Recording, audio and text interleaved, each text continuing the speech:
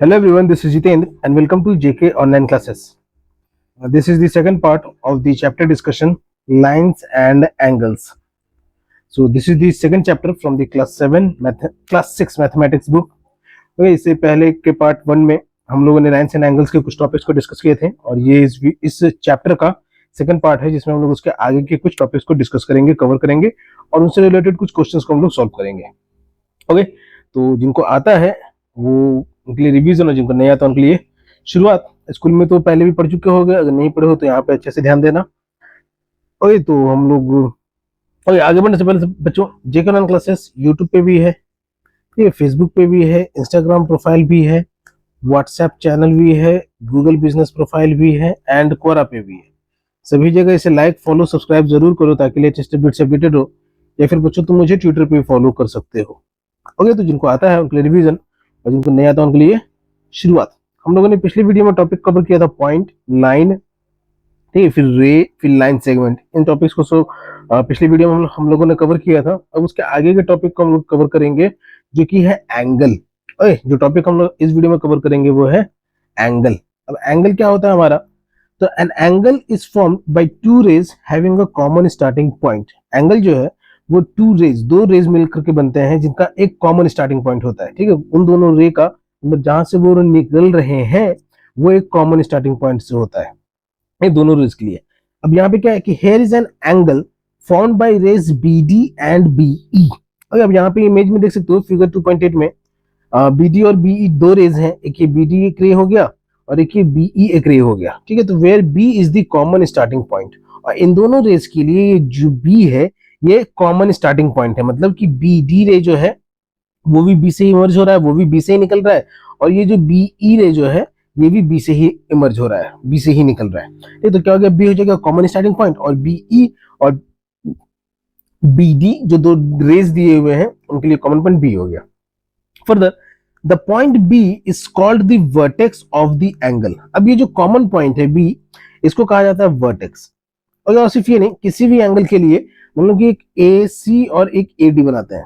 ठीक, ए बी और एक ए सी, दो रे है, एक ए बी और एक ए सी। तो इसमें क्या जो एंगल बन रहा है इसके लिए इन दोनों रेस के लिए कॉमन पॉइंट क्या हो गया, तो ए। ठीक है, वर्टेक्स जो कहलाएगा हमारा कॉमन पॉइंट है, तो वर्टेक्स जो हो गया वो हो गया हमारा ए। तो पॉइंट इस केस में क्या है, जो पहले से फिगर बना हुआ है फिगर 2.8, इसमें क्या होगा कॉमन पॉइंट बी, जिसे हम लोग कहते हैं vertex. It is called the vertex of the angle and the rays B D and B E are called the arms of the angle. और ये जो बी डी और बीई जो है ये एंगल्स के आर्म कहलाएंगे। हर एंगल में जितने भी एंगल्स होते हैं उसमें कॉमन पॉइंट जरूर है, ये फिक्स है कि एंगल्स का कॉमन पॉइंट जरूर होगा जहां से रेज इमर्ज हो रहे हैं। ठीक है, और फिर उनमें से जितने भी रेज इमर्ज हुए रहते हैं तो उन्हें हम लोग आर्म्स कहते हैं। तो इस केस में क्या है, फिगर 2.8 के केस में क्या है, तो ये जो बी डी और बीई दिए हुए ये इनके आर्म्स हो गए। How can we name these angle? हम लोग इस एंगल को नाम कैसे रखेंगे, हम लोग इस एंगल का नाम कैसे लेंगे? तो we can simply use the vertex and say that it is the angle B. हम लोग सिंपल तौर पे बी को कह सकते हैं कि ये क्या है, तो एंगल बी है। ठीक है, एक सिंगल सा एंगल यहाँ पे दिया हुआ है जो कि बी से इमर्ज हो रहे हैं टू रेज, तो इसको हम लोग कह सकते हैं angle B. To be clearer, और आसानी से समझने के लिए, we use a point on each of the arms together with the vertex to name the angle. ठीक है, और इसको और आसानी से समझ सके हम लोग तो इसीलिए आर्म्स पे हम लोग पॉइंट का इस्तेमाल करते हैं। ठीक है, आर्म्स पे पॉइंट का इस्तेमाल यहाँ पे देखोगे बच्चों गौर से, ठीक है, अपने बुक में भी ध्यान देना। तो यहाँ पे बीडी वाले आर्म पे डी जहां लिखा हुआ है वहां पे एक पॉइंट भी बना हुआ है। ठीक है, ये पॉइंट भी यहाँ पे बना हुआ है। वहीं बीई के केस में क्या है, यहाँ पे भी एक पॉइंट बना हुआ है। तो बीडी और बीई जो है ये दो पॉइंट हो गए आर्म्स बीडी और बीई पे। ये कहा जा रहा है to be clear we use a point on each of the arms. हम लोग हर आर्म्स पे एक पॉइंट का इस्तेमाल करते हैं together with the vertex to name the angle. ठीक है, वर्टेक्स के साथ में एंगल को नेम करने के लिए। अब कैसे? In this case we name the angle as angle D B E. इस केस में हम लोग एंगल को नाम रख रहे हैं जो, तो वो क्या हो जा रहा है हमारा एंगल ईबीडी। ठीक है, अब यहाँ पे क्या हो गया, ई पहला पॉइंट। अब यहाँ पे क्या है, नीचे से ऊपर क्यों रीड किया जा रहा है इसको, तो angle E B and D. ठीक है, मेन क्या है कि वर्टेक्स जो है वो बीच में ही रहेगा, जहां पे वर्टेक्स रहता है उसको हमेशा बीच में रखेंगे। तो इस केस में जो एंगल का नाम रखा गया वो क्या हो गया, तो angle E B D and angle D B E. ठीक है, दोनों केस में और किसी भी तरीके से इसको हम लोग पढ़ सकते हैं, किसी भी तरीके से हम लोग इसको लिख सकते हैं। ठीक है, तो या तो एंगल डी बी ई, ठीक है, या फिर एंगल ई बी डी, ठीक, कुछ भी कह सकते हैं इसको हम लोग। बस क्या है कि जो वर्टेक्स है यानी बी वाला पॉइंट है, जो स्टार्टिंग पॉइंट है, जो कॉमन पॉइंट है, कॉमन स्टार्टिंग पॉइंट है दोनों रेज के लिए, उसको हम लोग बीच में रखेंगे, ठीक है। बीच में कहने का मतलब ये देखो यहाँ पे डी बी ई से भी अगर पढ़ेंगे तो बी क्या है, बीच में ही है, और ई बी डी से भी पढ़ेंगे तो बी क्या है, बीच में ही है। The word angle can be replaced by the symbol angle, ठीक है। अब हम लोग जो वर्ड एंगल है उसको हम लोग इस सिंबल से रिप्लेस कर सकते हैं। यहाँ पे जो मैंने बनाया है ये सिंबल हो गया हमारा एंगल के लिए, it is the symbol for angle, ठीक है। बुक में भी यहाँ पे मेंशन है कि जो वर्ड एंगल है उसको रिप्लेस किया जा सकता है इस सिंबल की मदद से, दैट इज एंगल डीबीई और angle E B D. Note that in specifying the angle the vertex is always written as the middle letter. तो ये हमेशा ध्यान रखना है कि एंगल को जब भी हम लोग स्पेसिफाई कर रहे हैं तो वर्टेक्स जो है वो हमेशा मिडिल में लिखा जाएगा। वर्टेक्स क्या हो गया, वर्टेक्स हो गया कॉमन स्टार्टिंग पॉइंट। इस बात का ध्यान रखना है कि वर्टेक्स जो है वो हमेशा मिडिल में लिखा जाएगा, यानी कॉमन स्टार्टिंग पॉइंट जो वो हमेशा मिडिल में ही रहेगा। टू इंडिकेट एन एंगल, किसी भी एंगल को इंडिकेट करने के लिए we use a small curve at the vertex, refer to figure 2.9। ठीक, तो किसी भी एंगल को इंडिकेट करने के लिए हम लोग एक स्मॉल कर्व का इस्तेमाल करते हैं जो कि फिगर 2.9 में दिया हुआ है ये, ठीक है, फिगर 2.9। और यहाँ पे जो कर्व का बात किया जा रहा है वो ये कर्व है, जो कर्व वाला एरो के साथ दिया हुआ है ना, ये इस कर्व का यहाँ पे बात किया जा रहा है कि हम लोग एंगल को रिप्रेजेंट करने के लिए एक स्मॉल कर्व का बात करते हैं। ओके, तो indicate an angle we use a small curve at the vertex, refer to figure 2.9। Now further अब कुछ एग्जांपल यहाँ पे दिया हुआ है बढ़िया सा। Vidya has just opened her book, Vidya ने अभी जस्ट अपनी किताब को ओपन किया है। Let us observe her opening by of the cover of opening the cover of the book in different scenarios. अब विद्या ने जो बुक ओपन किया है तो उसका जो कवर का वो खोल रही है, तो अलग अलग केस में वो कवर कैसा रह रहा है उसके यहाँ पे मेंशन किया गया है। तो केस 1 में देखोगे तो कवर क्या है, तो हल्का सा खुला हुआ है, ठीक है, लेट मी मार्क इट कि केस 1 में क्या है, तो कवर जो है वो हल्का सा खुला हुआ है। केस 2 में कवर क्या है, तो उससे ज्यादा खुला हुआ है। केस 3 में पूरा फ्लैट है, टेबल के लेवल पे कवर को रखा गया है। और बुक को भी अगर कहें तो बुक के केस में भी अगर कहें तो केस 3 में भी क्या है, बुक को पूरा फ्लैट टेबल के लेवल पे रखा गया है। केस 4 में जो कवर है उसको बुक के टेबल के लेवल से भी और नीचे लाया गया है, ठीक है, पूरा मतलब बुक से ही पैरेलल नहीं है, ठीक है। 3 केस में क्या है कि पैरेलल हो गया टेबल के, लेकिन 4 के केस में पैरेलल नहीं है, उसके नीचे लाया गया। 5 में पहले पीछे वाले कवर के पैरेलल लाया गया उसके साथ मोड़ करके, और 6 में तो पहले पीछे वाले कवर के साथ पूरा फोल्ड कर दिया गया, उससे मिला दिया गया है। तो अलग अलग केस में अलग अलग सिनेरियो में कवर का पोजीशन अलग अलग है, यानी ये अलग अलग एंगल फॉर्म कर रहे हैं। इस फिगर की मदद से आप ये बताया जा रहा है। देखिए पहले वाले केस में अगर इसको हम लोग ड्रॉ करेंगे तो इसका फिगर कैसे बनेगा, कुछ इस तरीके से कि यहाँ पे ये एंगल जो है इतना सा फोल्ड किया गया है। दूसरे वाले केस में कवर को बुक को इतना ओपन किया गया है। तीसरे वाले केस में क्या है, बुक को पूरा फ्लैट किया गया है एकदम पूरा लेवल पे, टेबल के लेवल पे। चौथे वाले केस में क्या है कि बुक को और ज्यादा फोल्ड किया गया है, ठीक है, यहाँ पे आप देखते चलना बच्चों एरो के साथ भी। अब पांचवें वाले केस में क्या है, बुक को इस तरीके से पीछे की तरफ ले आया गया है, ठीक है। छठे केस में क्या है कि जो हम लोग जो कर्व बना पा रहे हैं, जो स्मॉल सा कर्व बना पा रहे हैं, छठे केस में वो पूरा कर्व सर्कल हो गया, पूरा का पूरा सर्कल का फॉर्म ले चुका है, नहीं समझना।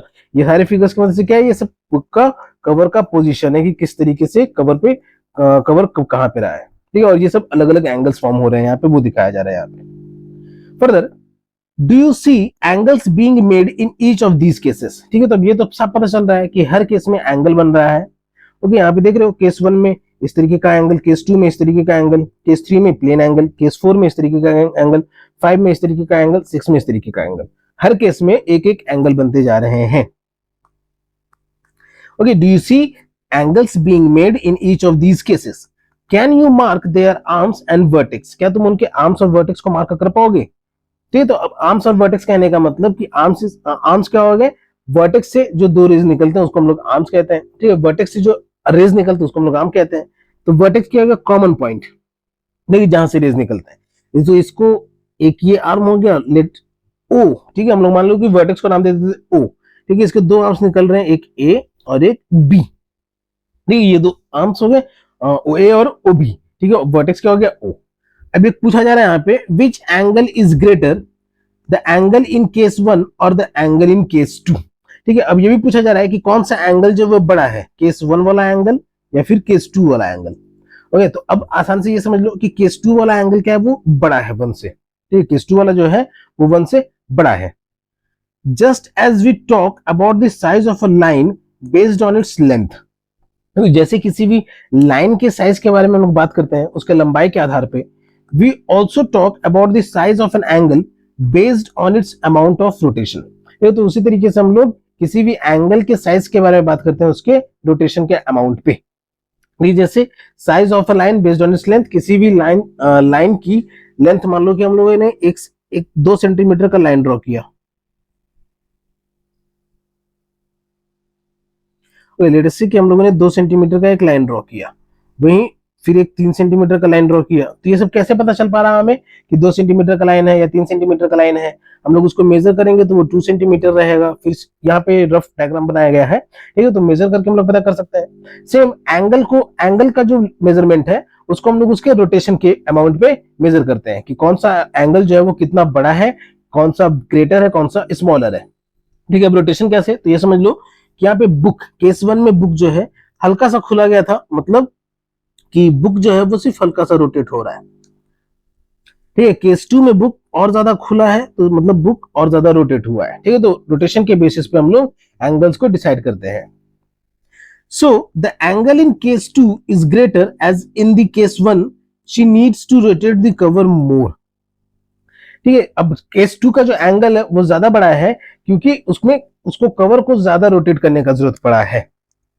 Similarly the angle in case three is even more larger than that of case two, ठीक है। उसी तरीके से केस थ्री में एंगल जो है वो और ज्यादा बड़ा है केस टू के कंपैरिजन में, because there is even more rotation, क्यों? क्योंकि उससे और ज्यादा रोटेशन हुआ है, ठीक है। उससे और ज्यादा रोटेशन, देखो केस थ्री में क्या हो गया, उसको रोटेट करके पूरा टेबल के लेवल पे फ्लैट रख दिया गया है, ठीक है, तो इतना ज्यादा रोटेशन हुआ है।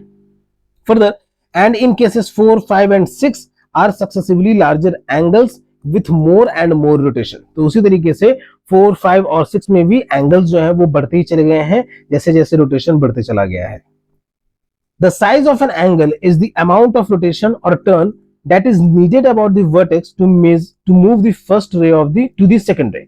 ठीक है, किसी भी एंगल का जो साइज होता है वो अमाउंट ऑफ रोटेशन होता है, ठीक है, या फिर ये कितना मोड़ा गया है, ठीक है, या तो हम लोग कह सकते हैं कि उसका टर्न क्या है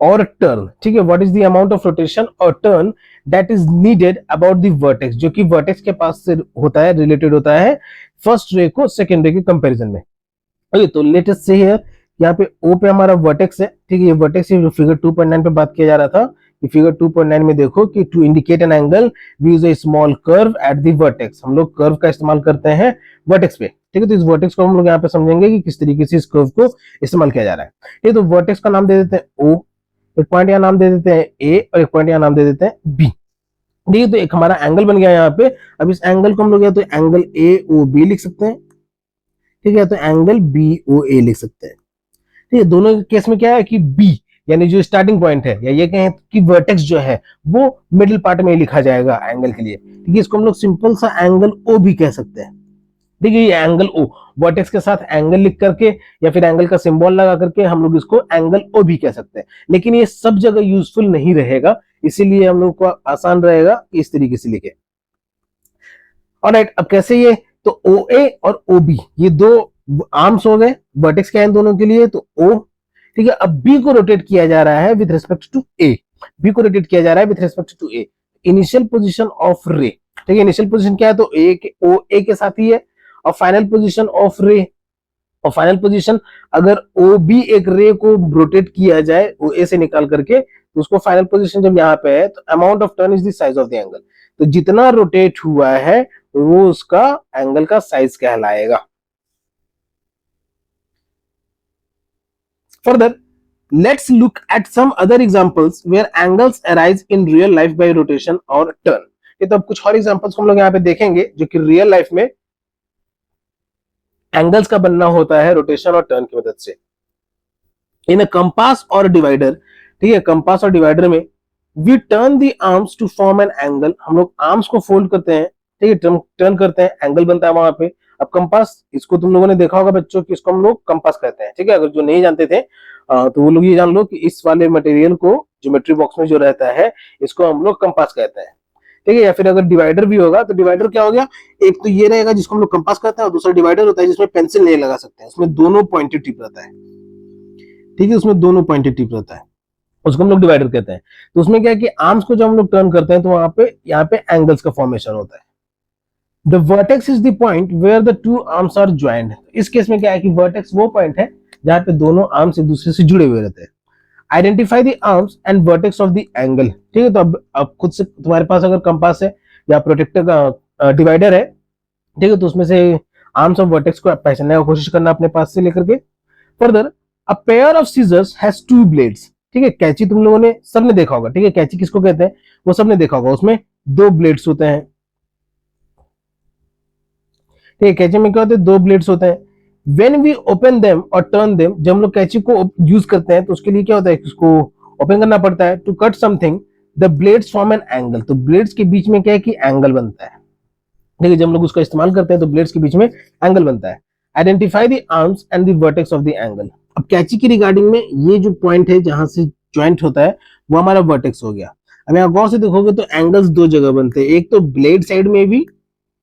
ठीक है, सीजर्स में क्या एंगल दो जगह बनते हैं, एक तो ब्लेड साइड्स में भी और दूसरा आर्म साइड्स में भी। ठीक है, फिंगर साइड में जहां पे हम लोग फिंगर भी रखे रहते हैं, तो इसमें वर्टेक्स सॉरी, और सिर्फ ये क्या ब्लेड और आर्म के साथ में भी बनते रहते हैं एंगल्स। ओके, तो बहुत सारे एंगल्स हैं जिसको हम लोग को समझना रहेगा, खास करके आपको समझना रहेगा। मैं कोशिश करूंगा कि आप आसान भाषा में, आसान शब्दों में, आसान तरीके से आपको सब चीज बता सको यहाँ पे। Further, look at the pictures of spectacles. अब यहाँ पे चश्मा दिया हुआ है, वॉलेट दिया हुआ है, एंड अदर कॉमन ऑब्जेक्ट्स, और भी घर की कुछ आम चीजें दी हुई हैं जिसमें पहचानना रहेगा कि एंगल्स कहाँ कहाँ बन रहा है by marking out the arms and vertices. ये तो इसमें आर्म्स एंड वर्टिसेस। अब ये दो फोल्डिंग है जहाँ पे यहाँ पे एंगल्स बन रहे हैं। ठीक है, यहाँ पे टर्निंग होता है, जैसे ये इसका आर्म हो जाएगा। एक तो ये जो ग्लास वाला पोर्शन है ये फिक्स्ड आर्म हो जाएगा, और बाकी क्या हो जाएंगे, तो ये मूवेबल आर्म्स हो जाएंगे, AC और BD। ठीक है, स्पेक्टिकल के केस में क्या है, तो AC और BD। अब एंगल का नाम दे देते हैं हम लोग स्पेक्टिकल के केस में, तो एंगल क्या लिख सकते हैं हम लोग, CAB, CAB और एंगल DBA। ओके, अब इस CAB को हम लोग एंगल BAC भी लिख सकते हैं। ठीक है, और DBA को एंगल ABD भी लिख सकते हैं। ठीक है, कहां पे सिर्फ एक ही बार इस्तेमाल किया जा सकता है वो भी आगे चल के हायर क्लासेस में जैसे जैसे आप जाते जाओगे सब समझ में आते चल जाएगा। अभी के समय में आप ये समझ लो कि इसको एक एंगल को हम लोग दो तरीके से लिख सकते हैं। एक एंगल के नाम को फॉरवर्ड डायरेक्शन, बैकवर्ड डायरेक्शन में, बस वर्टेक्स जो है वो मिडिल पोर्शन में ही रहना चाहिए। फर्दर, यहाँ वॉलेट के केस में इसको भी खोला गया है, स्टेपलर के केस में भी इसको खोल करके, ज्योमेट्री बॉक्स के केस में भी, और ये जो कंटेनर है इसके केस में भी। Further, do you see how these angles are formed by turning one arm with respect to the other. अब आप पहचान सकते हो कि कैसे एंगल्स बन रहे हैं एक आर्म्स को ओपन करके दूसरे के रिस्पेक्ट में। ठीक है, वॉलेट की रिगार्डिंग क्या है, तो वॉलेट को अगर टेबल पे रखा गया है यहाँ पे, ठीक, तो इस तरीके से समझो कि वॉलेट यहाँ पे रखा गया है, तो ये क्या हो जाएगा, ये पोर्शन ये हो जाएगा इसका वर्टेक्स, जहां पे जहां से वॉलेट खुलता है। ठीक है, और बाकी के दोनों जो पोर्शन है वो उसको कहलाएंगे आर्म्स। यहाँ पे स्टेपलर को देखा जाए तो स्टेपलर समथिंग लाइक दिस यहाँ पे खुला हुआ है। ठीक है, एक तो फिक्स होता है, उसके ऊपर वाला क्या है, स्टेपलर का ये टॉप वाला पोर्शन क्या है, तो पूरा तरफ से पीछे भी चला जाता है। ठीक है, यानी वो रोटेट कर सकते हैं उसको हम लोग। तो इसको भी हम लोग मान लेते हैं कि OA इसका, OA और OB जो इसका आर्म्स हो गए, और वर्टेक्स क्या हो गया, तो O हो गया। सेम गोज विथ ये ज्योमेट्री बॉक्स है और ये एक सिंपल सा बॉक्स है। इन दोनों को अपने से ट्राई करना कि इसमें कैसे रहेगा। ओके, ये टीचर्स नोट्स है, टीचर्स का काम के लिए है, अलग अलग चीजों को, एक्टिविटीज को परफॉर्म करना है, अलग अलग चीजों को लेकर के एंगल समझाने के लिए। Alright, we are moving to the question answer part of this topic now. Figure it out. Let us see it. Can you find the angles in the given pictures? क्या तुम एंगल्स को पहचान सकते हो इन pictures में? Draw the rays forming any one of the angles and name the vertex of the angle. ठीक है, तो रेस को पहचानना बनाना रहेगा any one of the angles की, और भी अगर कोई एंगल बन रहा है तो उसका और उसके वर्टेक्स को भी नाम देना रहेगा। ठीक है, तो अभी जो प्रेजेंट में यहाँ पे जो बनाया हुआ है, एक तो D पॉइंट दिया हुआ है और फिर तीन आर्म्स दिए हुए हैं, DA, DB एंड DC। ठीक है, इस फिगर को हम लोग बाहर निकाल देते हैं।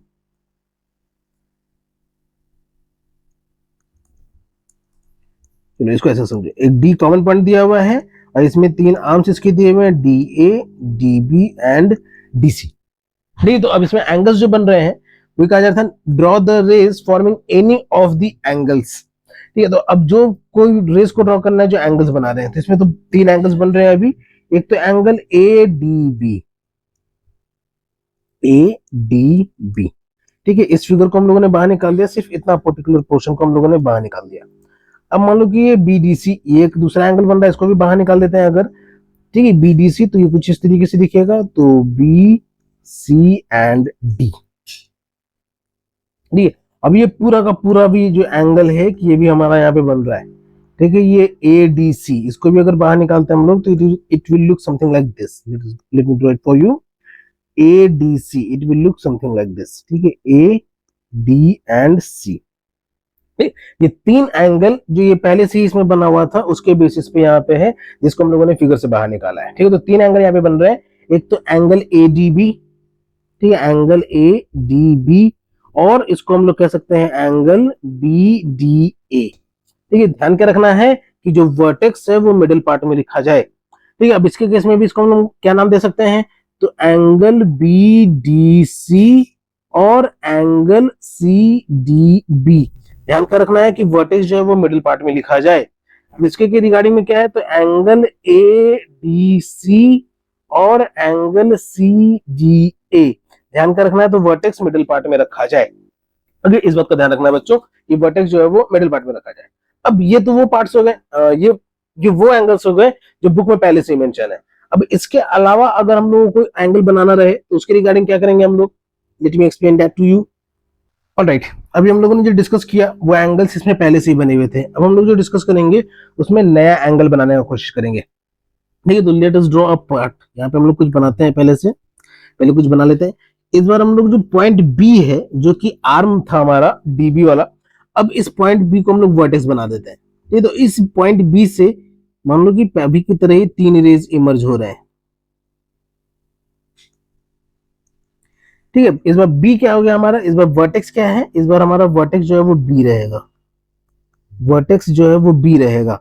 आर्म्स हैं तो आर्म्स कौन कौन से रहेंगे, तो arms B A, B D and B C. ठीक है, अब बी सी सुन के शायद हंसी भी आ रहा होगा कुछ को। ठीक है, तो ये उस सेंस में लेना, अभी समझते हुए यहाँ पे चलो कि आर्म्स क्या हो गए हमारे, तो बी ए, बी डी और बी सी, ये 3 हमारे आर्म्स हो गए। तो अब एंगल कौन कौन से बनेंगे, तो एंगल्स भी यहाँ पे अब जो ऊपर की जो पहले हम लोगों ने बनाया था बस उसी का रिवर्स वाला टाइप का बन जाएगा यहाँ पे। ठीक है, अब इस फिगर को भी बाहर निकालते हैं। तो ये हो गया हमारा वर्टेक्स बी, इसमें एक आर्म हमारा साइड में जा रहा है जो कि हमारा बी ए है, एक आर्म हमारा बी डी है और एक आर्म हमारा बी सी है। It is B D. ठीक है, तो अब एंगल कौन कौन से बनेंगे, तो एंगल हो जाएगा एंगल ए बी डी और एंगल डी बी और एंगल डी बी ए, या फिर एंगल डी बी सी और एंगल सी बी डी, या फिर ये कहें तो एंगल ए बी सी और एंगल सी बी ए। ओके, तो ये 3 तरीके के एंगल्स हो गए, अलग अलग तरीके से नाम लिखा गया है जो कि यहाँ पे इस फिगर में हमारा बन सकता है, और जो कि बुक में पहले से दिया हुआ उसके अलावा बन सकता है। ओके, अब ये दूसरा एक कंटेनर डब्बा दिया हुआ है, इसमें वर्टेक्स और एंगल्स के बारे में पूछा जा रहा है। तो इसमें तो बहुत सारे एंगल्स दिख रहे हैं, बहुत सारे वर्टेक्स दिख रहे हैं। जो कॉमन और सिंपल सा जो है आपको समझ में आ जाए वो कॉर्नर्स। ठीक है, एज समझ लो यहाँ पे, each and every corner will act as a vertex for the angle formation. हर कॉर्नर जो है यहाँ पे वो एंगल फॉर्मेशन के लिए वर्टेक्स का काम करेगा। ठीक है, आसान है। उसके अलावा बहुत सारे यहाँ पे भी जो कॉर्नर बन रहा है इसको भी हम लोग वर्टेक्स कह सकते हैं। यहाँ तक कि बीच में से भी किसी को भी उठा लो, ये वाला जो पॉइंट है इसको भी वर्टेक्स कह सकते हैं। बहुत सारे एंगल्स है इसमें। ठीक है, जैसे अब अलग अलग नेमिंग दे देते हैं। मान लो कि ये हमारा ओ हो गया, ये हमारा ए हो गया, ये हो गया बी, ये हो गया सी। ठीक है, तो अब एक तो एंगल ओ ए बी। ठीक है, एंगल क्या, ओ ए बी, ये एंगल का बात किया जा रहा है, angle O A B.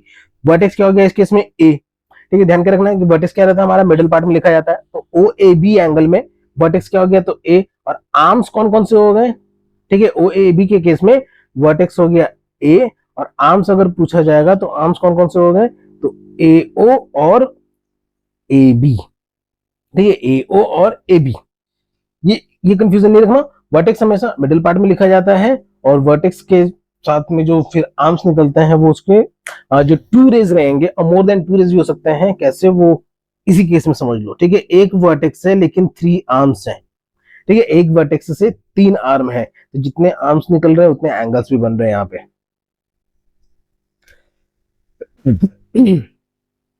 Alright, तो यहाँ पे एक वर्टेक्स से 2 आर्म्स निकल रहे हैं तो एक एंगल बन रहा है यहाँ पे OAB।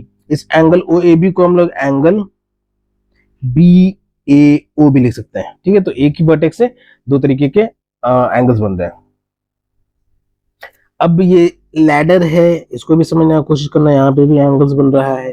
ये ब्रिज है, यहाँ पे भी एंगल बन रहा है, ठीक है। यहाँ तो बहुत सारे एंगल्स है, बहुत सारे एंगल्स है, ठीक है। ये सब आसानी से और कब समझ में आएगा तुम्हें बच्चों, जब एंगल का मेजरमेंट यहाँ पे बताया जाने लगेगा। फर्दर अब एक क्वेश्चन दिया है यहाँ पे, draw and label an angle with arms ST and SR, ठीक है। ड्रॉ करना है और उस एंगल को एक एंगल को ड्रॉ करना है जिसमें आर्म्स जो है वो ST और SR है, ठीक है। तो बहुत ही आसान है ये, एक कॉमन वर्टेक्स दे देना हमें जिसका नाम रखना रहेगा S, ठीक है। इसमें से 2 आर्म्स निकल रहे हैं, उन दोनों आर्म्स का नाम क्या है, तो एक का नाम है ST और दूसरे का नाम है SR, ठीक है। तो ST और SR 2 आर्म्स हो गए और एक कॉमन वर्टेक्स है S, तो ये एंगल बन गया हमारा। अब इसको रोटेट किसी भी तरीके से कर सकते हो, इसका रोटेशन किसी भी तरीके से दिखा सकते हो कि किसी भी तरीके से ये रोटेट हुआ होगा।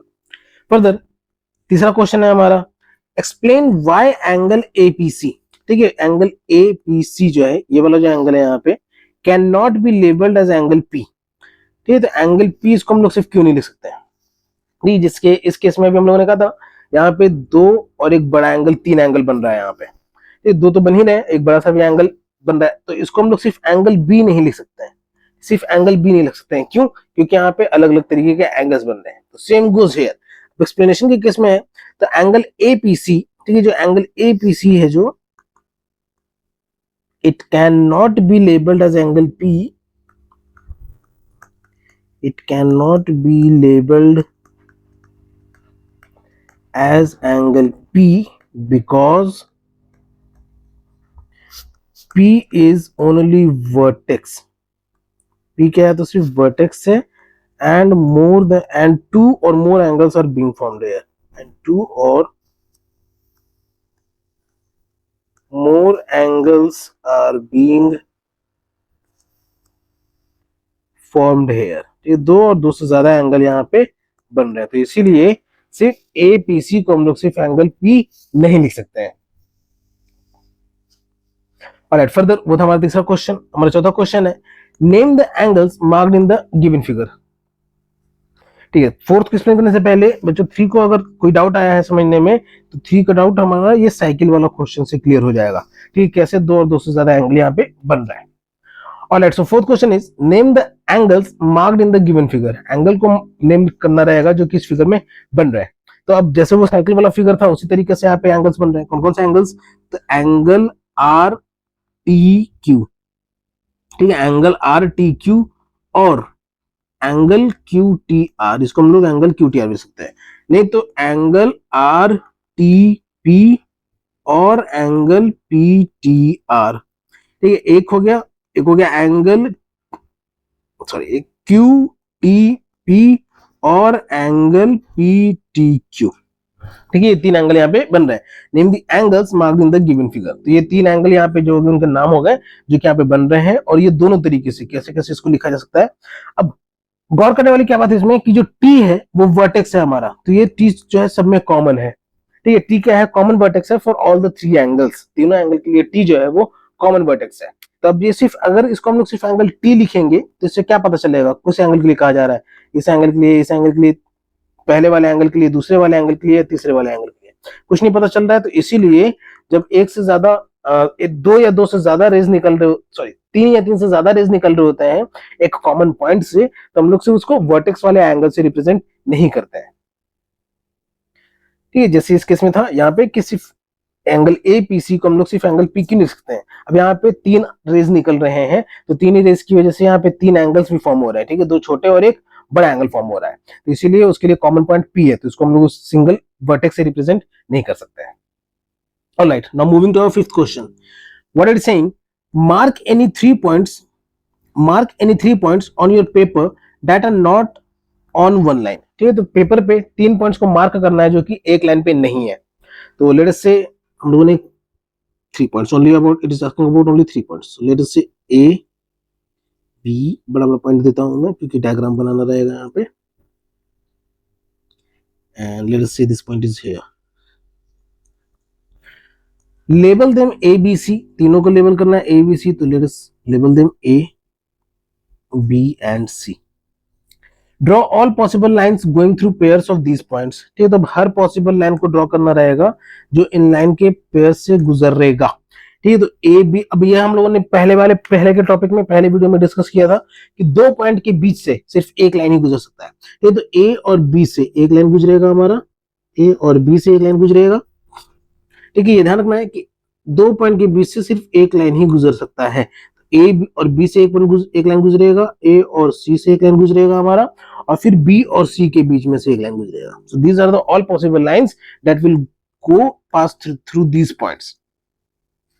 ये अब लाइन कहा जा रहा है तो लाइन को डिनोट करते हैं हम लोग दोनों तरफ एरो दे करके लाइन से। Further, how many lines do you get, तो कितने लाइंस मिले हैं, तो इसका आंसर हाउ मेनी लाइंस का आंसर में आ जाएगा 3। कितने लाइंस में मिले हैं, तो 3 लाइंस मिले हैं। नेम देम, उनका नाम क्या क्या है, तो line 1 A B, A C and C B, ठीक है, 3 लाइंस हो गए जो कि हमें मिले हैं A B, A C and C B. How many angles can you name using A B and C, ठीक है, पूछा जा रहा है कि कितने एंगल्स को हम लोग नाम दे सकते हैं ए बी और सी की मदद से, ठीक है, तो ए बी और सी की मदद से, एंगल ए और एंगल बी ए सी और एंगल सी ए बी, ये तो यहां पहले पूछा जा रहा है कि हाउ मेनी एंगल्स, तो इसका भी आंसर क्या हो जाएगा 3। कितने एंगल्स जो है वो ए बी और सी की मदद से लिखे जा सकते हैं, तो इसका भी आंसर क्या हो जाएगा सिर्फ 3। Write them down and mark each of them with a curve edge in figure 2.9, ठीक है, तो इन सबको लिखना भी रहेगा और कर्व की मदद से मार्क भी करना रहेगा। तो चलो सबसे पहले नाम को लिख देते हैं। एक एंगल ए हो गया, सिंपल सा वर्टेक्स के फॉर्म में लिख सकते हैं। क्यों लिख सकते हैं, क्योंकि इस वर्टेक्स से बस 2 आर्म निकल रहा है, ठीक है। अब एंगल पॉइंट ए को अगर देखोगे, ठीक है, तो पॉइंट ए से क्या है, तो सिर्फ 2 आर्म्स निकल रहे हैं, ठीक है, सिर्फ 2 आर्म्स निकल रहे हैं, ठीक है, तो इसीलिए इसको हम लोग सिंगल एक अल्फाबेट से जो कि कैपिटल लेटर में एंगल ए है उससे मेंशन कर सकते हैं। तो एक एंगल ए और एंगल बी ए सी और एंगल सी ए बी, दूसरा एंगल बी और एंगल सी बी ए और एंगल ए बी सी, ठीक है, ये बी वाला जो पॉइंट है यहां से भी क्या है, 2 आर्म्स निकल रहे हैं और इन दोनों आर्म्स के बीच कॉमन पॉइंट क्या है, तो बी है। तीसरा आंसर जो जाएगा एंगल सी के लिए कहा जाता है, तो लिखेंगे तो एंगल सी और एंगल ए सी बी और angle B C A. Okay, so these are the name of the angles which we can write using A B और सी, ठीक है, तो कॉमन सा वर्टेक्स का नाम भी दे सकते हैं ए बी सी, और नहीं तो आर्म्स को भी मेंशन करते हुए हम लोग एंगल्स के नाम को लिख सकते हैं। So this is the answer to our 5th question. Now moving to our 6th question, हमारे 6th क्वेश्चन में क्या कहा जा रहा है, now mark any 4 points on your paper so that no 3 of them are on one line, ठीक है, तो एक पेपर पे 3 पॉइंट को मार्क करना, 4 पॉइंट्स को मार्क करना है इस तरीके से कि 3 पॉइंट जो है कम से कम एक लाइन में ना रहे, कोई भी 3 पॉइंट एक लाइन में ना रहे। Alright, so let us mark the points first, A B C D, make it large, इसको थोड़ा बड़ा बनाओ। अब क्या कहा जा रहा है कि इनको लेबल करना है ए बी सी और डी में, ठीक है, ए बी और सी और डी में, तो सबको नाम दे देते हैं हम लोग ए बी सी डी। एक पॉइंट ये हो गया हमारा ए, एक पॉइंट हो गया हमारा बी, एक पॉइंट हो गया हमारा सी, एक पॉइंट हो गया हमारा D. Further, draw all possible lines going through pairs of these points, अब सारा पॉसिबल लाइन को ड्रॉ करना है जो कि इन लाइन से पास करेगा, ठीक है। अब ये ध्यान रखना है कि कोई भी 2 पॉइंट से ज्यादा और भी पॉइंट को टच ना करे, यहाँ थोड़ा गड़बड़ हो गया है, let me correct it. 2 point से ज्यादा किसी और पॉइंट को टच ना करे, तो ये सारे पॉसिबल लाइंस भी ड्रॉ हो गए। How many lines do you get, तो ऐसे कितने लाइंस मिले हैं, तो इसका आंसर कितना हो जाएगा 4। How many lines do we get? 4.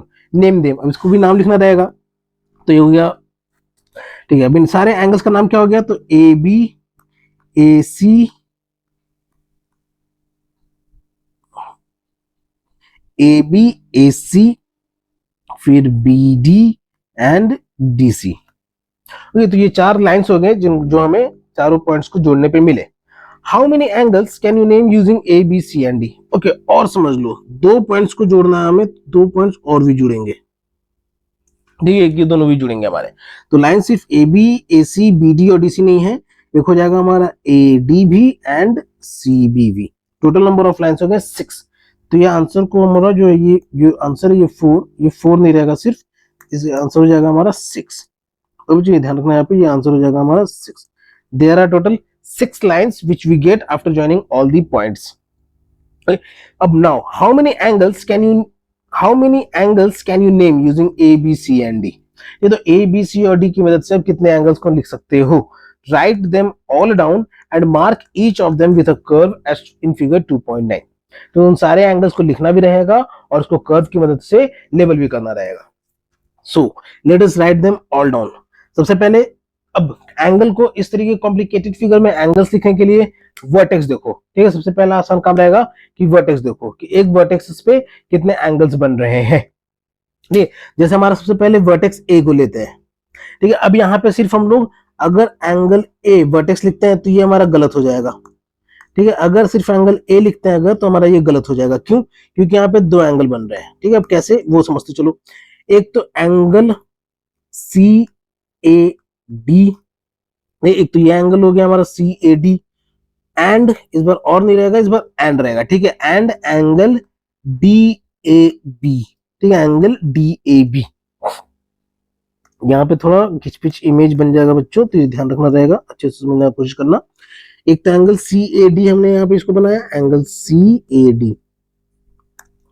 ये angle C A D and angle D A B, ठीक है। ये 2 एंगल हो गया हमारा वर्टेक्स ए पे। तो इसीलिए अगर हम लोग इसको सिर्फ एंगल ए लिखना रहेगा तो ये हमारा गलत हो जाएगा, सिर्फ एंगल ए इसको हम लोग नहीं लिख सकते हैं। फर्दर दूसरा वर्टेक्स क्या है हमारा? तो बी, ठीक है। दूसरा वर्टेक्स क्या है हमारा? तो B.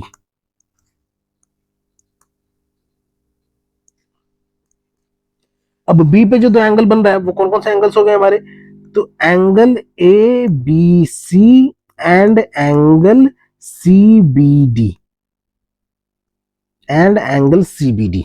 Late me mark it for you, मैं आपको इसके लिए मार्क करके दिखा दूं, ठीक है। Angle A B C and angle C B D, ठीक है। वर्टेक्स बी पे 2 एंगल बन रहा है, angle A B C and angle C B D. अब तीसरा वर्टेक्स क्या है? तो डी। Let us see for the D, D को बना के देखते हैं। तो इसमें भी 2 एंगल बन रहा है हमारा, एक angle B D A and angle A D C,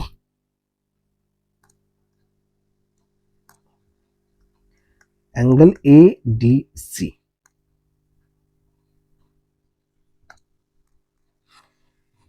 let me कर दो, चलो। एंगल बी डी ए, एक तो ये हो गया एंगल बी डी ए और फिर एक एंगल हो गया एंगल ए डी सी, ठीक। ये 2 एंगल हो गया हमारा वर्टेक्स डी पे। अब बात करें चौथा वर्टेक्स जो कि है एंगल सी, तो इसके केस में भी क्या हो गया? Angle A C B and angle B C D, ठीक है। ए सी बी और बी सी डी,